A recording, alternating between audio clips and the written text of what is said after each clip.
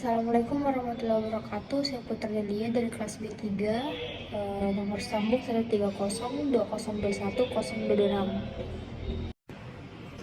Saya di sini untuk mengerjakan tugas pengantar teknologi informasi saya, yaitu di mana saya akan menjelaskan masing-masing cara kerja komponen PC yang terdapat pada komputer dan juga 3 fungsi komponen penyusun prosesor dan juga bagaimana perkembangan prosesor saat ini. Sebutkan dan jelaskan cara kerja masing-masing komponen PC yang terdapat pada komputer. Pertama, ada motherboard, merupakan tubuh atau rangka dari komputer, dapat diibaratkan seperti rangka tubuh manusia, tempat di mana kita menyambungkan semua komponen komputer lainnya. Kedua, ada CPU, merupakan komponen utama untuk memproses data yang dimasukkan ke dalam komputer dan dapat diibaratkan seperti otak manusia, terdiri dari arithmetic, logical unit, control unit, dan memory unit. Ketiga, ada memori, merupakan komponen untuk menyimpan data secara sementara sebelum disimpan pada storage maupun sebelum di-output. Pada pengaplikasiannya sering disebut dengan RAM. Keempat, ada storage, merupakan komponen untuk menyimpan data secara permanen dalam komputer, dapat diibaratkan seperti ingatan manusia. Ada banyak perangkat yang dapat menyimpan data secara permanen termasuk hard disk, flash disk, CD, solid state drive, floppy disk, dan lain-lain. Terakhir, ada power supply, merupakan jantung dari komputer sebagai sumber daya listrik kepada semua komponen di atas.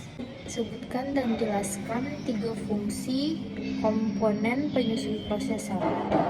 Pertama, ada control unit. Komponen prosesor yang pertama berperan untuk mengontrol segala aktivitas atau lalu lintas data yang ada pada komputer seperti input dan output. Arithmetic logic. Kedua, ada arithmetic logical unit.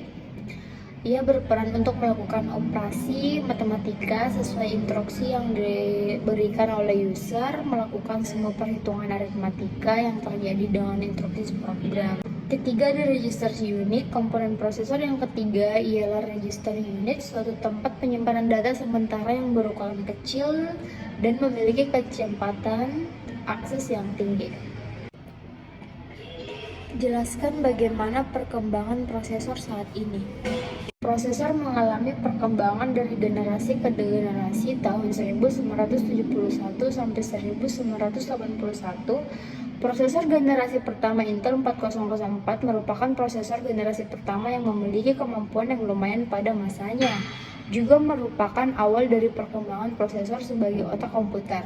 Prosesor ini memiliki kemampuan hanya 4 bit.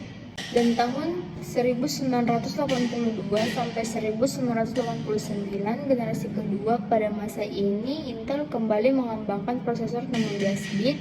Kemampuan prosesor pada masa ini lebih canggih dan cepat. Banyak sekali prosesor yang dikeluarkan pada masa ini, mulai dari Intel 286 prosesor, Intel 386 prosesor, Intel 486 prosesor. Tahun 1992 sampai 1999, generasi ketiga atau bisa dibilang menengah. Pada masa ini perkembangan prosesor yang sangat pesat sudah dibilang awal dari perkembangan prosesor dan sebagai awal munculnya prosesor Intel dengan model Pentium.